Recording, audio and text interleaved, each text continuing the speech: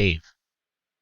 Hello, hello, hello. Welcome to Over Coffee, our morning talk show on the Long Island Tabletop Streaming Network. LITT. That stands for LITT. And we are talking about games or just about anything you are interested in chatting about. Come listen to us while you're getting ready for work, or later on Twitch, or later on YouTube. And I'm here with my co-hosts, Rich and John, and Doug sometimes pops in. Although I think he might be his last day of snowboarding. He may not come in this Yeah, morning. no, that was yesterday because he said his painting thing might have run late, so because he was like going to be snowboarding. Oh, okay. I Hmm. thought it was actually. Oh, yeah. I guess so. Right. So anyway, what have you guys been up to? Oh, I we was were thinking, talking about it before the show, actually. I was thinking, like lit. It's so appropriate in so many different ways, right? We're on Yes. fire and or burned out. I guess you're right. I guess it could be that both ways. I Um, made a realization yesterday that I was talking with a friend about my buddy Dan. So I've been kind of talking about how I've been kind of casually playing Red Dead Online. You know, it's the online multiplayer version of Red Dead Redemption 2. Okay. And how I haven't really been thrilled about it, but I've been playing it with friends. If I wasn't playing it with friends, I don't think I'd be playing it at all. Red Dead with friends. Although sometimes like they're not on the same days I am, so we kind of just like rotate around. But Okay. I looked at my Steam clock. You know how Steam will sometimes tell you how long you've played something, Yes. and it said you've spent 90 hours in this game. I'm like, oh my god, I've spent 90 hours playing a game that I don't actively, not that I like hate it, but that I'm not like enthusiastic about. And that was like a realization Long that I time. could not believe. That's a lot of hours. And it is. I mean, like, but then again, like my friend Dan is like, John, how many hours do you think I've spent in World of Warcraft? And I'm like, and he's like, I'll tell you, because it's more than double that. So Well, I was surprised to find that I spent 400 hours playing Hearts of Iron 4, I'm but not. actually I didn't play it long. I play that long. A lot of times I might turn it on at the beginning of the day, and then I'll just leave it running on Steam in the background while I do other stuff. So, Cheater. but I probably have played 300 hours. So it is what it is. I finally had a shut for my Steam client was on in the background because it updated. Yeah. So it's to the right of me when I work because my work stuff is all over here. My Right. and my game stuff is over here, and I would see my friends log on to their games. I'd see John log on to Red Dead, and I would get jealous because I'm still working 9 o'clock, and I'm like, I finally had to shut my client Just so you wouldn't get just so that I frustrated. wouldn't get frustrated and jealous.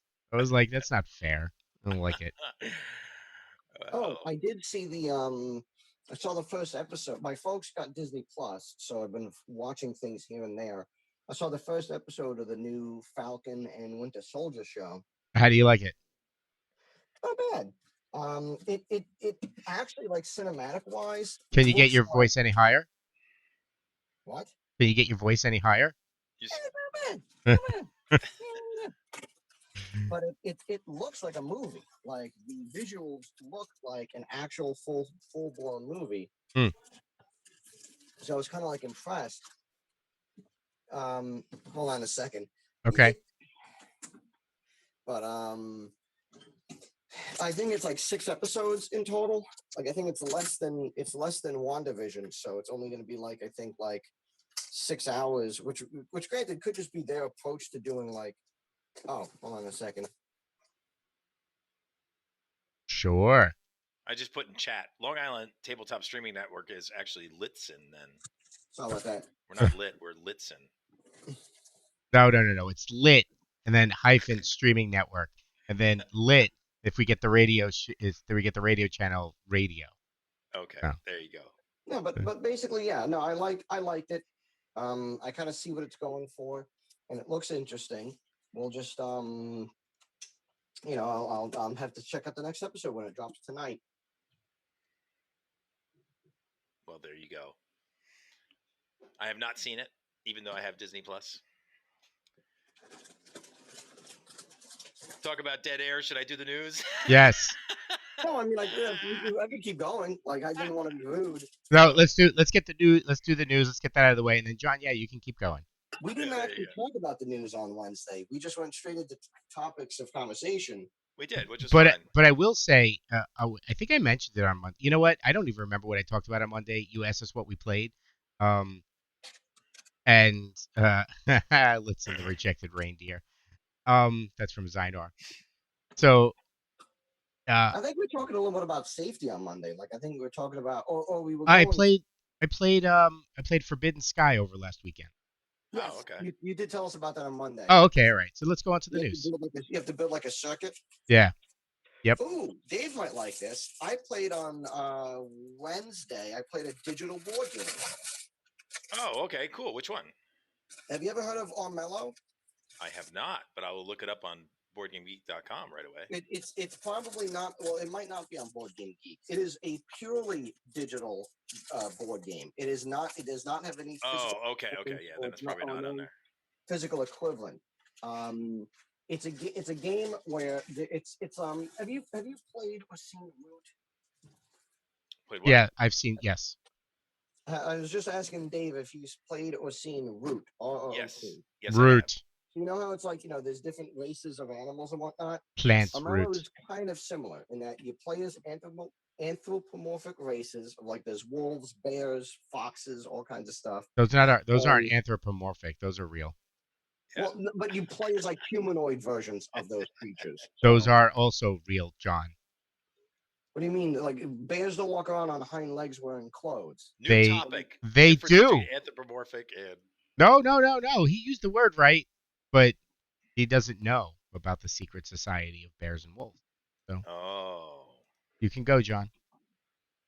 Anyway, the way that the game works out is that rich, rich, there rich. is there's a center space where the king sits, and the king has been corrupted, so he's like basically unleashing like all kinds of nasty stuff on the surrounding kingdom.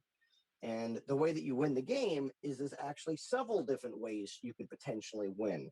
So it's one of those things where it gives you several options for how to win depending on whatever strategy you want to try to build for. You can try to go for prestige, which you get by killing monsters or by killing other players, but you lose prestige if you're killed or if you kill a king's guard.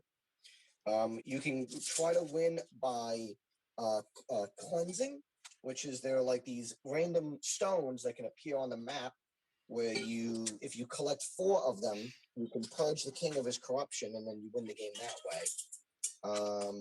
Or you could win by just flat out going to the center space and challenging the king and defeating him, but he's really strong and tough, so it's like you have to kind of build yourself up if you want to do that. Otherwise, Right. you just run right in there and just get stomped to the ground. And it has a bit of a clock because each morning the king takes damage, so you only have a certain number of rounds to actually accomplish one of the win conditions. Otherwise, it's just whoever is closest wins. Well, what's the name of it again? Armello, Armello. Okay. I'm looking it up. No, it is not on Board Game Geek. You are correct. It's funny because there's actually a lot of like DLC content, and like they added like a digital marketplace of like you can buy special dice and you can buy all kinds of other fancy stuff. And I was like, it's cool that it's a board game, and it's neat that they want to try to support themselves and keep it going through interesting ways that the player base can get behind. But I don't know, putting like downloadable cosmetics in a digital board game kind of just sounds a little gross. Yeah. That'd be like if you had like if Monopoly was digital only, and it's like, yeah, you had to pay for the core game, and yeah, they might come out with some new stuff to change the game a little bit, but we're gonna just come out with different pieces every year, and you can buy different pieces or you can buy different dice just to look fancy. Well, there you go. Cool. But did you have a good time? Well, so I won the second game. Wait, Me and Dan, did you play with friends or how it did you was play? me and Dan. Oh, okay, okay. So I won the second game. We both lost the first game. Well, the first game was we hadn't played in a while, so we kind of forgot about the rules. So They there were need some like a AI. There were little. some AI players or other people. Yeah, no. You basically it's always four players. Like there's always four players. So if you don't have a full group of people to play with, you play with the AI. Okay. And like I said, we kind of forgot some of the core rules of the game. We remembered like the broad outline, but we forgot how like the all the different like internal mechanics and stuff like that worked. So we had to kind of like remind ourselves. And so we pretty much lost the first game, but then when we played the second game, we tried doing something a bit differently. Dan unfortunately got hosed just because of the way that the computer was acting.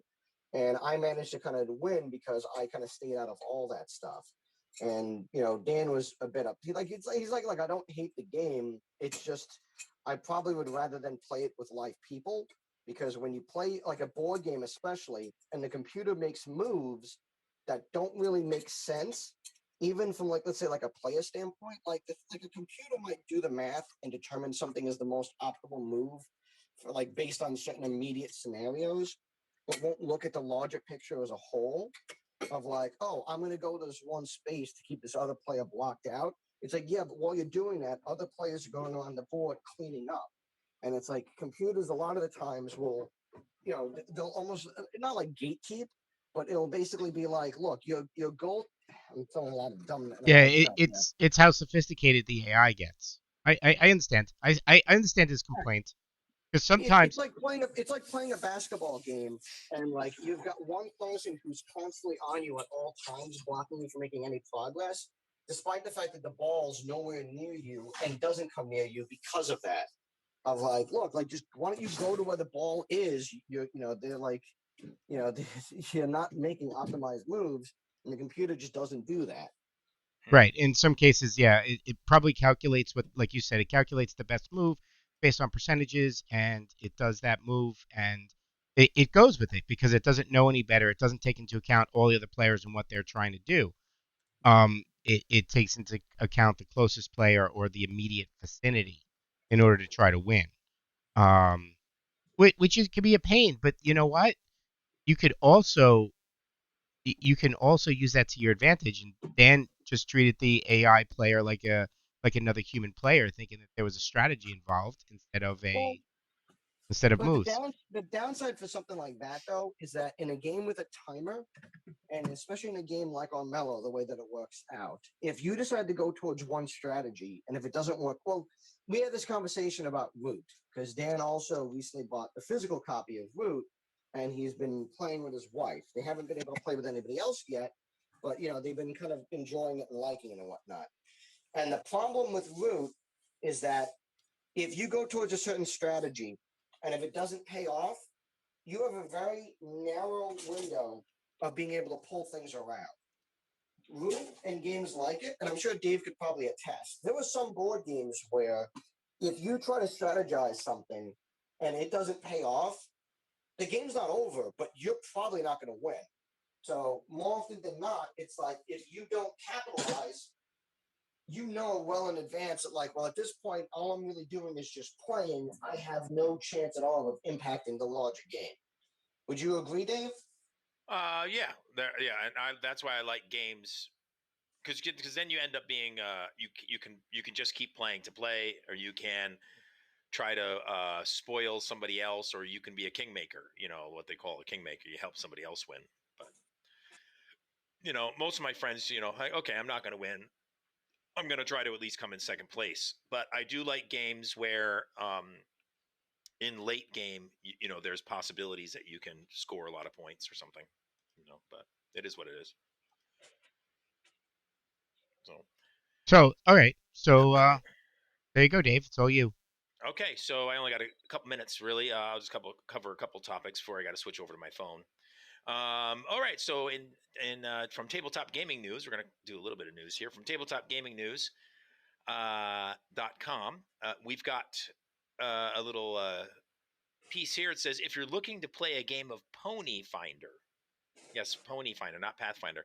But don't want to be just one of the regular breeds of pony like Unicorn or Pegasus. You can head over and pick up the Tribes of Everflow second edition and greatly increase your options.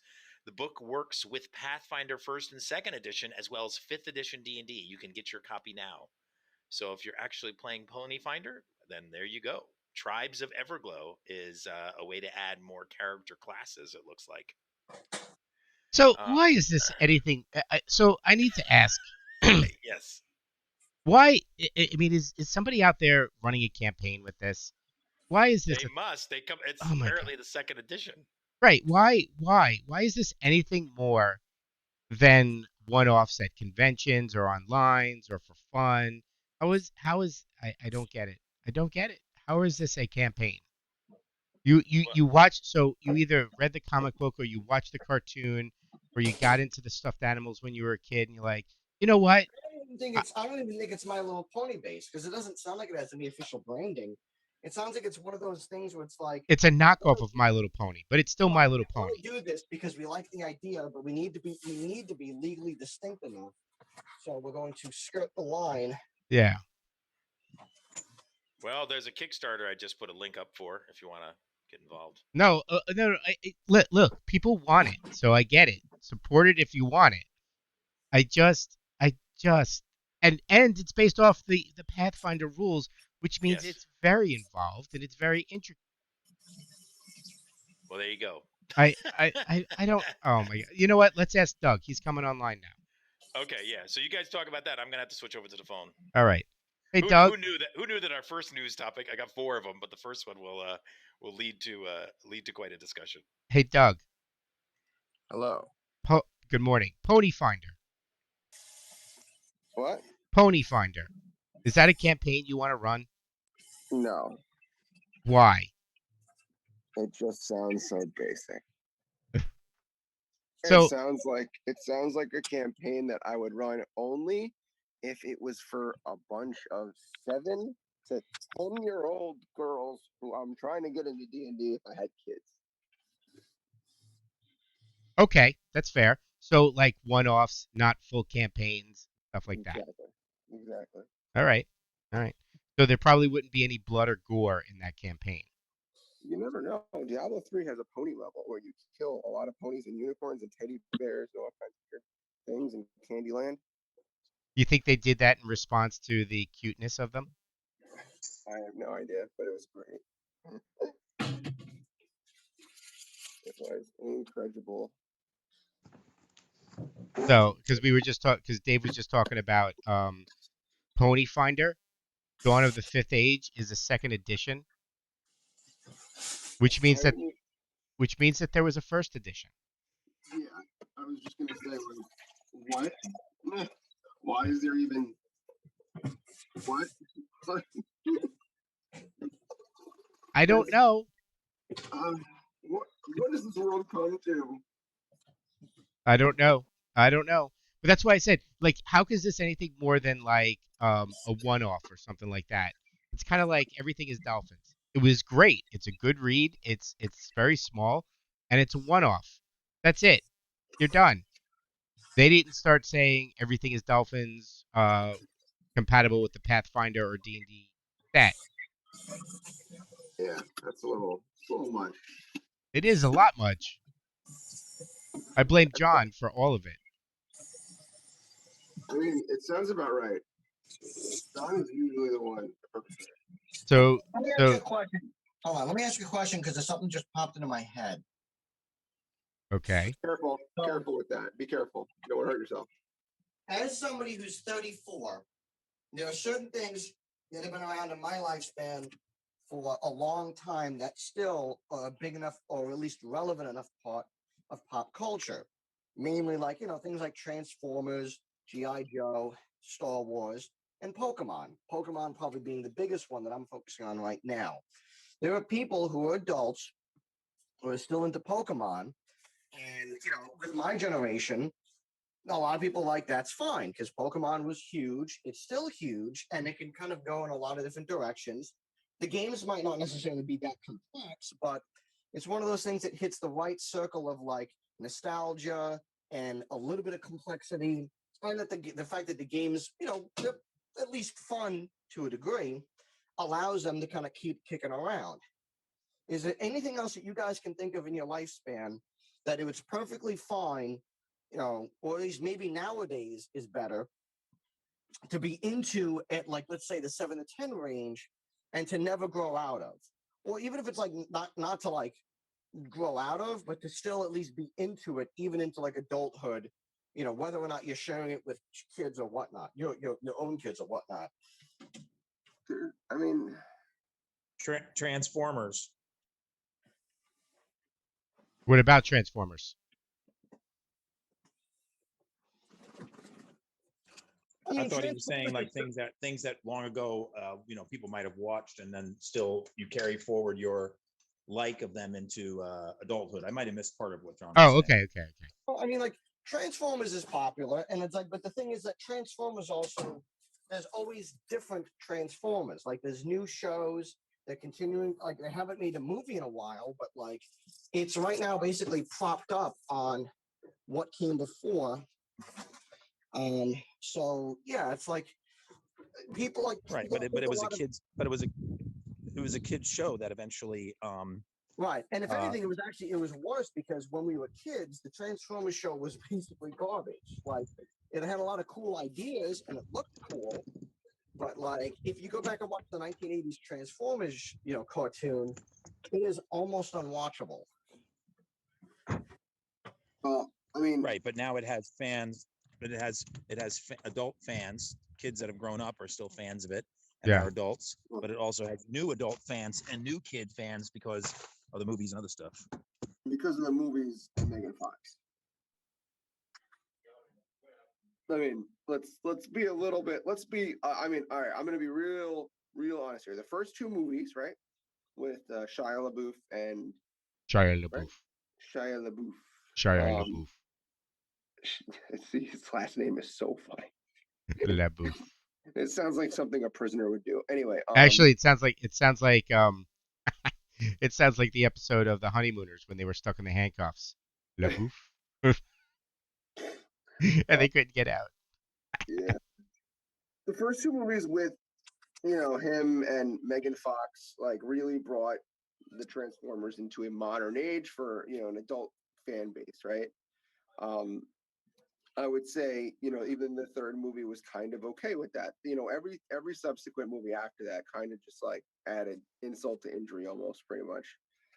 They were just kind of like killing the IP, in my opinion. It's just my opinion about it. Like it's really cool to watch the explosions and Transformers killing each other and all that kind of stuff. It's just the storyline is just moot as it continues. But Do you think that like people who are like maybe like in their teenage years during when those new Transformers movies came out, who probably didn't see the original, or who it might have been around but just wasn't really their thing when they were kids, you think they might be still into it, or just like that was just something I watched when I was younger, and like but John, in this case, it's just movies. The Transformers is an IP. I mean, I'm not going to care enough to go and buy anything else about it. Well, it's an interesting question because I don't think I've carried forward anything from my childhood like so dearly. I mean, But that doesn't mean that when the holidays come around and they're playing, the Great Pumpkin Charlie Brown, I'm not sitting on my couch watching it. right. Like So for me, it was Ghostbusters. Like when I was a kid, the first thing I ever had was like the slime castle or whatever, their firehouse that they had, and then you pour the slime through it. When I was a kid, I remember that distinctly. Being in the basement, like 3 years old, pouring slime down it and ruining the crap out of that thing because that was a one-off kind of thing. You didn't need to use it, and I still love Ghostbusters. I'll still watch it when it's on yeah, TV. so Zynar says nostalgia sells, and I agree with that. It does. I might be more apt to pick up something that I was fond of in my youth. But hey, you know what, John? I've carried Dungeons and Dragons from my youth, Mm. right? I mean, who knows if I would have gotten into it if I didn't get into it as a kid? Maybe I would have. And I think that that's what like I think that's what I was talking about, and that's something like Pony Finder, considering the fact that it's based on like almost like an internet joke. The idea that like, oh, it's My Little Pony, or it's like My Little Pony, and it's like, is it just something that we're into? It's like I don't know if you know, 10 years from now, people are going to still carry the same amount of reverence as they did whatever fad they were into at the time, you know? But surprisingly, though, there's people who do stuff. Oh, sorry, I'm getting food for the cats, so if it's a little loud, I apologize. But there's stuff like, you know, Pokemon has persisted and endured. And I think partly because, you know, it's a big IP, but it never really went away. Like Transformers has kind of taken like pauses and breaks, and that like there's been, you know, like they haven't been a live action movie in a while. It's done a lot of cartoons and they've done a lot of toys and the card game, but like there's no video games. It's like it's one of those things that's like people are aware of, but I don't know how relevant it is on a day-to-day basis. But like Pokemon is just like there's always cartoons, there's always movies, there's always shows and card games and video games and toys. And like if they do anything, like we're doing a Pokemon clothing line, it's a huge deal. And people are like, oh man, I gotta get that exclusive Snorlax hat, you know? It's like it's crazy. Right, So but so I just gotta jump in there because Zynar said, why not Care Bears TTRPG and why not My Little Pony?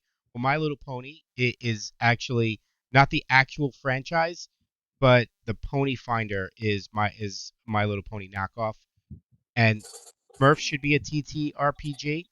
Um, I don't know if you've watched any. I don't know if you've watched you know, like uh, Robot Chicken, but the Smurfs were flooded. So It's not that. Like Sony, who I guess Sony must own the rights to the Smurfs, they've tried to make the Smurfs a thing, but it's one of those things where they just didn't put that much quality into it, so it just didn't tack on. I mean, granted, to be fair, like I don't think anybody really gave a crap about the Smurfs when I was a kid either. It was like it was popular, but like not it wasn't like groundbreaking or like something that was like, oh man, did you see that new Smurfs? Oh man, or like, oh, I can't wait for them to bring the Snorks back.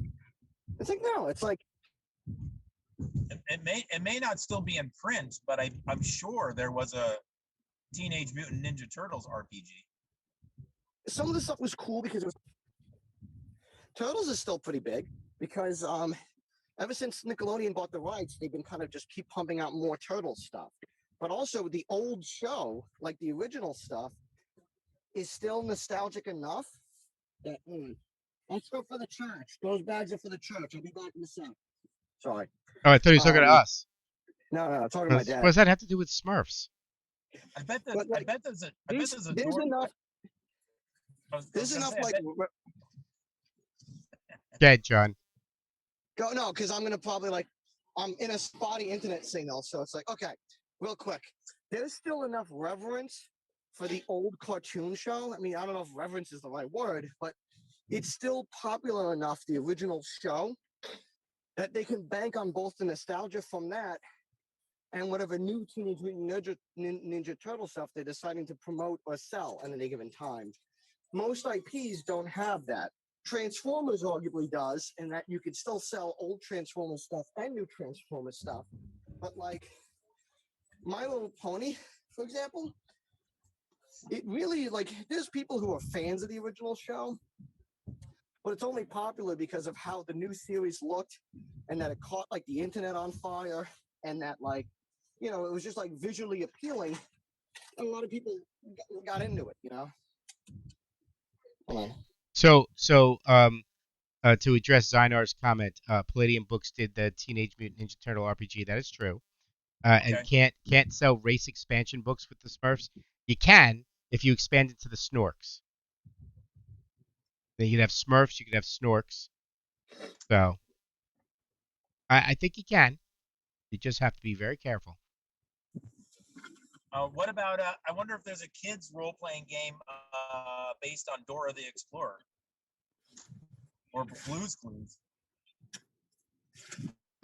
Listen, Blue's Clues bothers me, but let's not talk about that. Blue is the only character on that show that doesn't speak, Yes. and it's bothersome. I didn't know that I would touch a nerve in talking about this. Look, well, because look, I enjoy like I watched the show with my daughter, right? And it's not a bad show. I in no way am I to take that away. But why is Blue the only thing that doesn't speak on Because that it's a show? dog. But there's He's another trying. dog. I believe the other dog is Daisy, and the other dog speaks. Everything else on that show speaks. Blue is the only I'm gonna say person is the only other thing on that show that not only doesn't speak, but you have to play a game later on to figure out what Blue is saying. Well, we talked. We started this episode of Over Coffee talking about anthropomorphizing things. So there you go. The mailbox speaks. The other dogs speak. The other animals speak. But Blue Right. does not speak. It's just Um, it's and disturbing. he Is there a just has Is there a topic? Is there a topic for Monday based on this? no, no, no, No, I don't no. think this is long enough for a big topic. It's just my 2 cents. Okay. Because I don't because anything else would bash the show and I don't want to TV Top bash the show. Monday. I actually think all right, actually, here you go. And then I'm going to leave it alone. I think What did he say? I missed what John said. nobody knows what John's saying. So I think that Blue's Clues probably did the best job of transitioning the main character from the previous character to the next character because they had a change in host, and I think they did a really good job explaining it to the kids. It was good. So no, He I went to don't. college or something, right? Yep, Went to he went college. away to college, and they would get occasionally we would get letters from him, so it was great. So yeah, no, I don't want to bash that show. I think it was great for kids, but that's just the one thing that bothered me. So we All are right. it's 7 o'clock, Dave.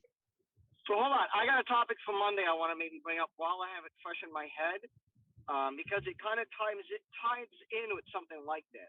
So Dave, I'm going to trust you to make it. Well, actually, not Dave. Somebody has to take this down for Dave because otherwise we're going to forget. Are you ready? Yeah. Is it anything that you can remember that was very popular when it came out, but also probably equally hated? Like, in other words, something that was very popular and very successful, but also equally hated. And I'm going to say one word, and I'll explain on Monday in greater detail. Barney. Got it. Roger. There are so many things that I could say. Actually, Teletubbies would fall into that too. Can we go out of like IPs too? I mean, Yes. All right. I got the note. I got the note. We're good. Email it to me. I'll put it on the list. Okay. Okay. All right. No problem. Dave, take us home. All right. Thanks everybody for checking out Over Coffee. Thanks Zinar for chatting us up, and we will be back Monday morning at 6:30. We don't have basically D&D tonight, so we do hope you have a great, wonderful weekend. Check out our other videos right here on the Twitch channel. And with that, good morning. Good morning. Good morning. Good morning. Sorry, Doug. Yeah. Yeah. Doug just goes.